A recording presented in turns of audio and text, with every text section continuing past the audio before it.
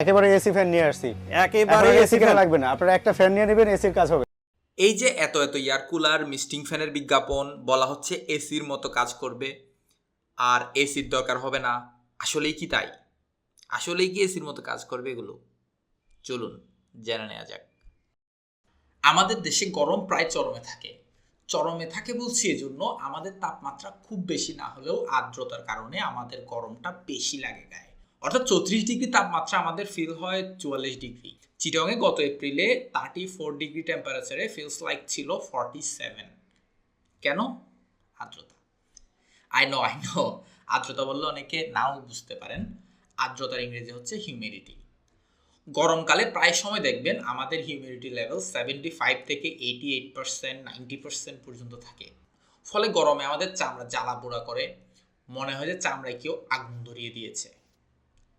Humidity হচ্ছে the amount of water vapour in the air, অর্থাৎ বাতাসে কি পরিমাণ পানি বাষ্পীভূত থাকে। পানি বাষ্পীভূত হয়ে বাতাসে অবস্থান করে, বাতাস ভারী হয়ে থাকে। পানি তখন মূলত গ্যাসের রূপ নেয়। যত বেশি পরিমাণ পানি বাতাসে বাষ্পীভূত হবে, হিউমিডিটি লেভেল তত হাই হবে। গরম এবং অস্বস্তি তত বেশি লাগবে। আপনার গায়ে ঘাম তাড়াতাড়ি শুকাবে না, কারণ বাতাসে অলরেডি বেশি পরিমাণে পানি থাকায় নতুন করে আপনার ঘামকে সে শুকিয়ে নিতে পারছে না। ফলে আপনার গায়ের ঘাম থেকে যাচ্ছে, শরীরে আঠালো একটা ভাব তৈরি হচ্ছে, কাপড়ে চিতি পুষছে। হিউমিডিটির ফলে গরম অনেক বেশি অনুভূত হয় আমাদের। এসিতে 30 ডিগ্রি সেলসিয়াস টেম্পারেচারে আপনার কোনো কষ্টই হবে না, কিন্তু বাংলাদেশে গ্রীষ্মে বাইরে আপনার 30 ডিগ্রি সেলসিয়াসে কষ্ট হবে, কারণ সেখানে হিউমিডিটি হাই থাকে। তখন দেখবেন 30 ডিগ্রি টেম্পারেচার ফিলস লাইক 38, 39 এরকম।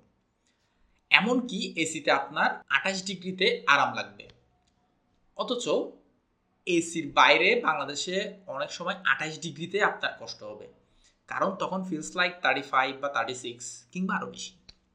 এসিতে কেন 28 ডিগ্রিতে আপনার গায়ে কষ্ট লাগার বদলে আরাম লাগে? কারণ এসি ডিহিউমিডিফায়ার হিসেবে কাজ করে, সে বাতাসের আর্দ্রতা কেড়ে নেয়। আমাদের দেশে অনেকে ঠান্ডার জন্য এয়ার কুলার কিনেন, water based air cooler, misting fan এগুলো কিনেন, যেগুলোতে ঠান্ডা পানি দিলে পানির সিটকা সহ একটা ঠান্ডা বাতাস দেয়।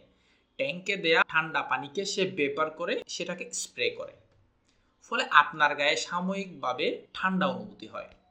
কিন্তু আপনার এই এয়ার কুলার বা মিস্টিং ফ্যান যে পানি স্প্রে করছে বাতাসে, সেটা কি আপনার পরিবেশকে ঠান্ডা করছে? সে কি আপনার রুম ঠান্ডা করতে পারে? উত্তর হচ্ছে, সাময়িকভাবে সে একটু ঠান্ডার অনুভূতি আপনাকে দিলেও সে আপনার ঘরের আর্দ্রতা তথা হিউমিডিটি বাড়িয়ে দিচ্ছে। পানিকে সে আরও বাষ্পীভূত করে আর্দ্রতার পরিমাণ আরও বহুলাংশে বৃদ্ধি করছে। ফল, খানিক সময় আপনার কষ্ট আরও বাড়াবে। আপনি খোলা জায়গায় ব্যবহার করলে যেহেতু ব্যাপারটুকু আনলিমিটেড স্পেসে যাচ্ছে, তাই সেখানে সমস্যা হবে না, কিন্তু ঘরে ব্যবহার করলে সে আর্দ্রতা আরও বাড়াচ্ছে। আমাদের হাই হিউমিডিটির দেশে এগুলো হিউমিডিফায়ার হিসেবে কাজ করে। যেখানে আমাদের দরকার ডিহিউমিডিফায়ার, যা বাতাস থেকে পানি শোষণ করে নেবে, সেখানে উল্টো বাতাসে পানির পরিমাণ বাড়িয়ে দেয় এগুলো। শুষ্ক নিম্ন আর্দ্রতার দেশে এগুলো কাজের হলেও আমাদের জন্য এগুলো হিতে বিপরীত।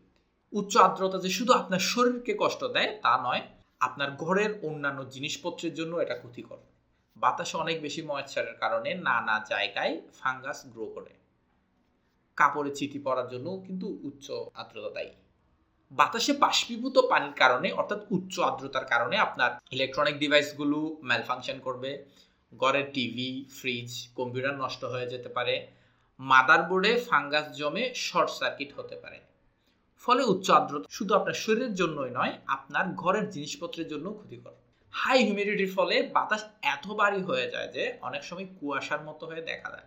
অর্থাৎ হাই হিউমিডিটির একটা রূপ হচ্ছে কুয়াশা। নর্মালি হিউমিডিটি আমরা খালি চোখে দেখতে পাই না, সে বেশি ভারী হয়ে কুয়াশার রূপ ধারণ করলে তখন দেখতে পাই। এই উচ্চ আর্দ্রতার দেশে আপনি আর্দ্রতা কি আরো বাড়াবেন না, সেটা আপনার ব্যাপার। অনেকে অবশ্য এয়ার কুলার বা এই মিস্টিং ফ্যানগুলো কেনার 2-1 দিন পরই বুঝতে পারে এটা আসলে রুম ঠান্ডা করছে না। এই জন্য দেখবেন ফেসবুকে একেবারে নতুন নতুন এয়ার কুলার বিক্রি করে দেওয়ার সেল পোস্ট দেখা যায়। নানা অজুহাতে বিক্রি করে দিতে চায়, কারো কারো আবার বিদেশের ভিসা হয়ে যায়। তো আপনার আত্মীয় স্বজন, ফ্রেন্ডস কিংবা প্রতিবেশীকেও এই ব্যাপারে জানাতে পারেন। তাহলে না জেনে হিউমিডিফায়ার ব্যবহার করা থেকে তারও বিরত থাকলো।